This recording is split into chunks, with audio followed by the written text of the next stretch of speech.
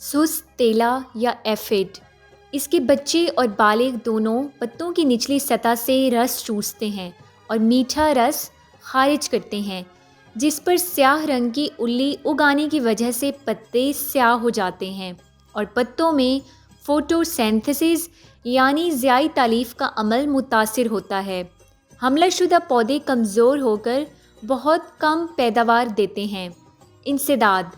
اس کے انسداد کے لیے متبادل خوراکی پودے یا جڑی بوٹیوں کو تلف کر دیں، مفید کیڑوں کی حوصلہ افزائی کریں اور کیمیکل کنٹرول کی صورت میں کاربورسلفان 20 EC باحساب 500 ملی لیٹر فی ایکڑ یا ڈائی میتھویٹ 40 EC باحساب 400 ملی لیٹر فی ایکڑ سپرے کریں۔ مزید معلومات اور بروقت آگاہی حاصل کرنے کے لیے